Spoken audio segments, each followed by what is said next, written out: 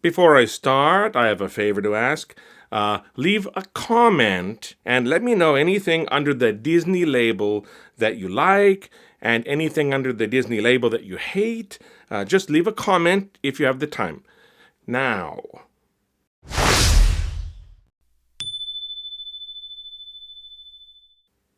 I'm sick of hearing that Disney ruined something.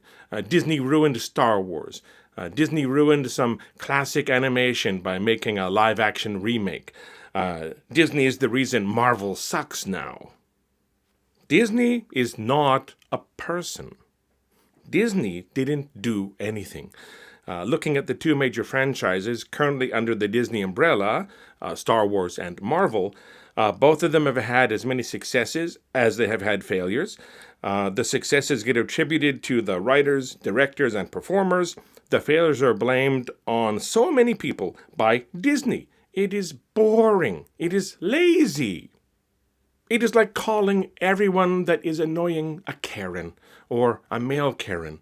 I've heard Kevin and I've heard Darren thrown around a little bit, but male Karen seems to be what sticks for now. But it's just lazy. What is Disney anyway? Let me check my notes. Founded in October of 1923, almost 102 years ago as I make this video, Disney started out as an animation studio. Originally called Disney Brothers Cartoon Studio after Walt and Roy Disney, the name went through some changes like Walt Disney Studio, Walt Disney Productions, and now goes by the Walt Disney Company. With the release of Steamboat Willie in 1928, Disney brought sound to animation and introduced the world to Mickey Mouse. I guess the song he whistles, Steamboat Bill, is where the title comes from. That character is not Willie. In 1937, the groundbreaking Snow White and the Seven Dwarfs became the studio's and America's first full-length animated feature film, also with sound.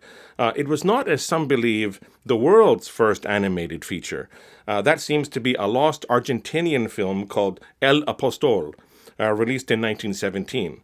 That film was black and white and silent. It was also not the first animated feature with sound. That was also from Argentina, 1931's Paludopolis. It was black and white and had a soundtrack on disc that could be synchronized with the movie. This film is also lost. Both of these pioneering films used cutouts for their animation, and it's a shame that we can't see them today. Snow White and the Seven Dwarfs was cell animation with vivid technicolor, with integrated sound including voices, songs, music, and sound effects. Considered a risk prior to release, it was an immediate critical and commercial success, and the money it brought in helped pave the way for further animated features, television shows, theme parks, and everything Disney is known for today. Disney is now a huge corporation with lots of interests and areas, but I want to focus on the film side since that is where most of the finger pointing I see comes into play. Currently, we have Walt Disney Pictures, Walt Disney Animated Studios, Pixar Animation, Marvel Studios, Lucasfilm, 20th Century Studios, and Searchlight Pictures. 7. All of those are equally Disney, aren't they? If Disney ruins everything, then all of their productions should also be ruined, right? Do all Pixar films suck because they are Disney? Some are less impressive than others, but who hates Coco or Inside Out and its sequel? The Incredibles is one of my favorite films of all time. Has Disney been ruining everything Pixar puts out? Or are some writers and directors failing once in a while to reach the bar set by Pixar masterpieces? 20th Century Studios came fully under the Disney umbrella around 2019, 2020, once the remnants of what the previous studio had greenlit and produced were out and released. We started getting some new things from the now Disney-owned studio. Avatar, The Way of Water did pretty well. That is Disney also, when all is said and done, isn't it? Searchlight Pictures, so many Oscars, so much critical acclaim. The Shape of Water, Jojo Rabbit, Poor Things, last year's A Complete Unknown, All part of Disney, right? Turning our eyes to Lucasfilm, I loved Rogue One much more than any of the films in the sequel series. Remember, it was the producers at Disney who gave the green light for Rogue One's dark ending, where, spoilers, everyone we care about dies. Even when the creative team had prepared a lighter ending because they thought Disney wouldn't go for that. Well, Disney said dark is better, whatever Disney is. The sequels didn't falter because of some faceless Disney entity. They faltered because of J.J. Abrams for not mapping out a proper trilogy with a complete through line for the films to follow, and Kathleen Kennedy for not properly overseeing the project. Kennedy was handpicked by George Lucas to take over for him when he retired. So I guess we can blame Lucas as well.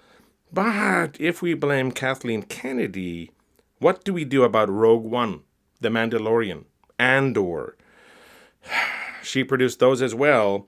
It's far better to dump all of the blame on Abrams, because he was entrusted with the franchise and screwed up big time. But don't blame Disney. Disney's not even a person. Be specific and precise when you point fingers. You can't point fingers at Disney. It's lazy. The Walt Disney Company acquired Marvel Entertainment, now known as Marvel Studios, in 2009. Marvel already had a 6-picture distribution deal with Paramount, and Disney subsequently bought out the distribution rights for the last 2 of those films.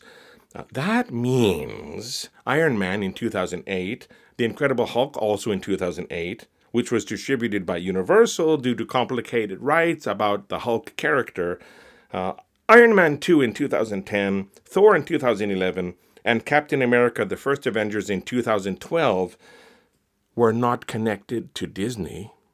Disney took over the distribution with The Avengers in 2012 and has been part of the MCU ever since. That include hits like the recent Spider-Man No Way Home, Doctor Strange in the Multiverse of Madness, Guardians of the Galaxy Volume 3, and the R-rated Deadpool and Wolverine. Those are all recent. Of course, it also includes flops like Eternals, Ant-Man and the Wasp: Quantumania, and The Marvels. But we can't blame the non-person Disney for the failures without crediting that same non-person Disney for the successes. Does Disney make gold or does it make trash? Neither. Writers and directors and producers, specific people, make both. And those people have names. Point your fingers there.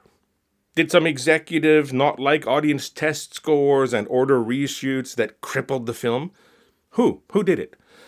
Name and shame. Did some higher-ups fail to monitor things and let a project go astray? Pin the blame there. Name and shame. Give me a name. Did someone in a suit with a corner office give thumbs up to a project that no one wanted to see? Tell me their name. Find the person who is responsible and call them out specifically. People like J.J. Abrams for the sequel trilogy, Avi Arad for wrecking Spider-Man 3, Amy Pascal for the all-female Ghostbusters, and so on. Don't blindly blame the studio.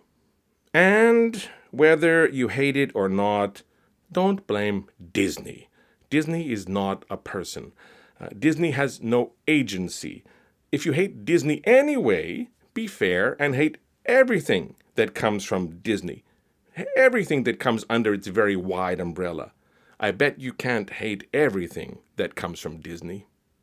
Anyway, once again, I would like to ask for comments. If you agree with my sentiments or disagree or have any names you would like to add to my wall of shame, or want to defend anyone I called out in this video, let me know. And if you are so inclined, feel free to leave a like and or subscribe if you enjoyed this video. Thank you for watching. See you next time.